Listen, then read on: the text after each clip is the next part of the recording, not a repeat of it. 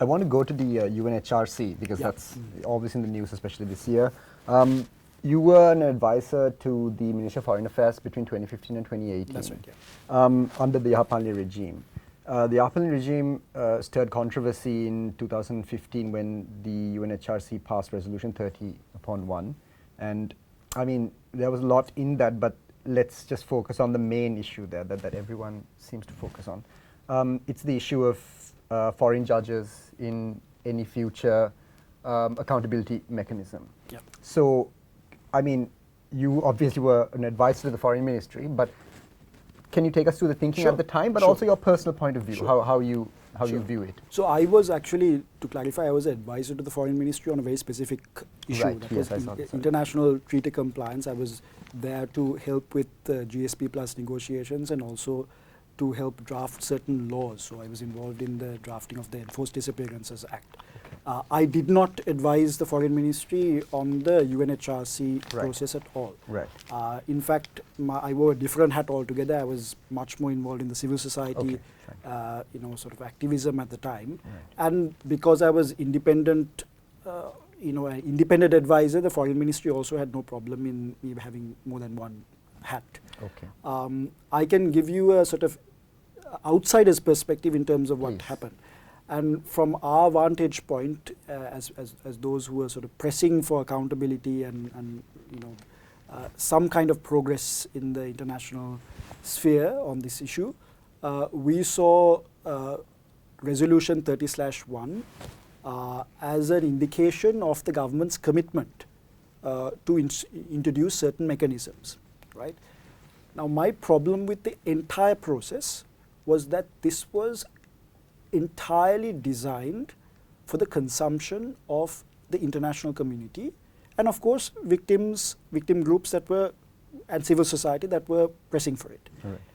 The discourse lacked a crucial ingredient, and that is why ultimately the process has failed.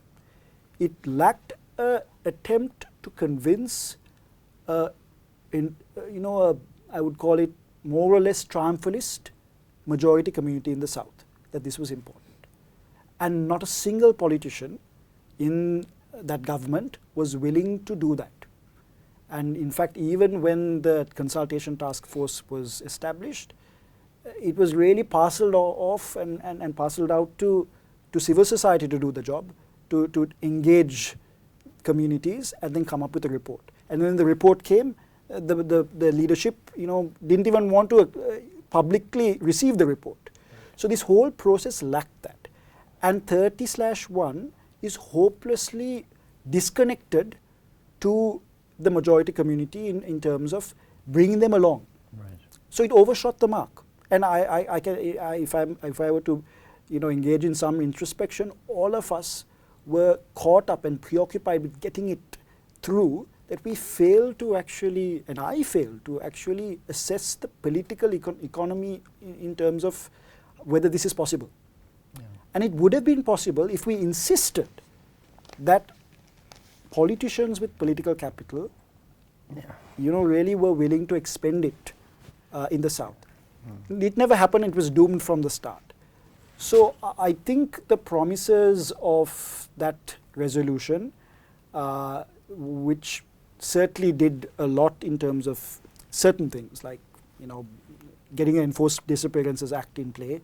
PTA reform has been on the agenda essentially because there have been so many people shouting about it for so many years, but it has been taken very seriously because of GSP Plus and the Human Rights Council process.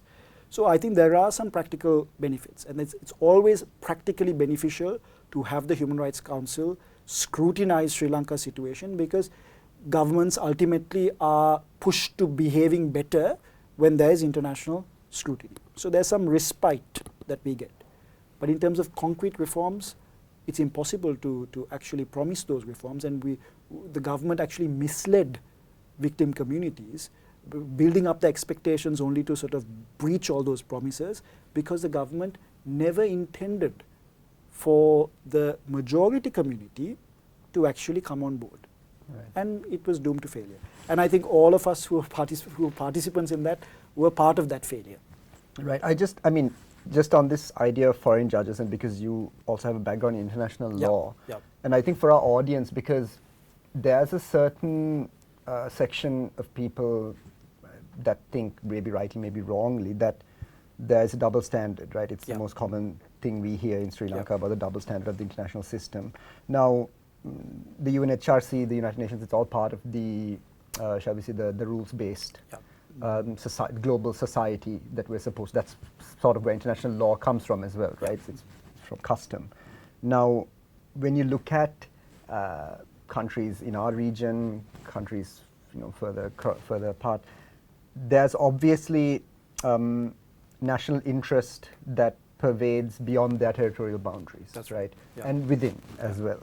So how do you see the dynamic where I mean, it took a world war to sort of push us into this rules-based system that we're in. But we also see that the rules-based system is abused, mainly sometimes by the very people who bring it. And it's, I mean, if I can put it colloquially, might makes right, okay, or rules for me, not for thee. So how do you combat that? Because it's easy to make the connection between the intrusion, shall we say, of foreign judges into a local system versus, we don't have, there's one person, I think one American soldier arrested for war crimes in Iraq, I think maybe 2 UK soldiers in the last 25 years. So could you give us some? Sure. So that's a great question, and I think the first sort of answer would be, why are people demanding foreign judges in the first place? Right.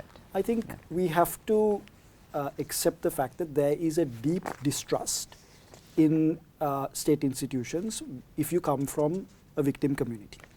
It goes back to the PTA. I mean, you've been treated so poorly by the criminal justice system. Why should you trust this system? So the demand for foreign judges comes from a place of distrust. And I would sympathize with that distrust because the evidence is very clear. Right? There's been institutionalized prejudice and racism. And the victim community has said, no, we're not going to have our rights adjudicated by a system that treats us differently to the majority community. Foreign judges is a reflection, the demand for foreign judges is a reflection of that. And we have to understand that. First of all, we have to appreciate the fact that this demand is coming from a place of deep distrust. So we have to address the deep distrust, right? I don't think we can ignore it. We can't rely on some skewed interpretation of the Constitution to say that the foreign judges are not permitted and therefore too bad, right? Victims are demanding foreign judges because they have experienced grave prejudice by the system. That's the first point. But the second point is, would foreign judges make a difference, and would it be an improvement? And I honestly think no. I think we can find judges in Sri Lanka with the relevant expertise, with the independence required to actually deliver justice. Again, we need to allow the system to breathe, right? How often has the judiciary come to, I wouldn't say the rescue, but come to the fore and actually deliver? How often? We've seen it. Sometimes the judiciary, will be conservative. Sometimes it will be progressive. And in situations in which we do not expect the judiciary to act in a particular way because of the enormous political pressure, the judiciary has delivered. So we need to allow the system to breathe, which is why independence of institutions is much more the answer to this problem than the cosmetic inclusion of someone with white skin as a reflection of independence. Because you might have that individual come and that individual might lack independence, or that individual might be so far out of their depth that they're not competent to deliver justice. So I would rather have independent judges as the criteria rather than foreign judges. And I think victim communities, if they're convinced that the system is changing, this demand for foreign judges may subside. But right now, we have gone so far in the other direction that no one is really demanding foreign judges anymore. They're demanding foreign courts. They're saying that we must go to the ICC. I mean, ICC it requires a UN Security Council resolution, which is not going to happen.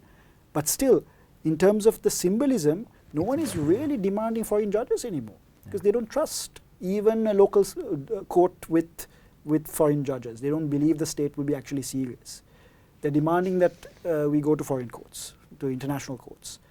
So I think, just to go back to the point, I think we need to take the demand seriously, and I think in answering the root cause of that demand, we need to allow our institutions breathing space to develop into fully independent institutions, and I believe that is already happening.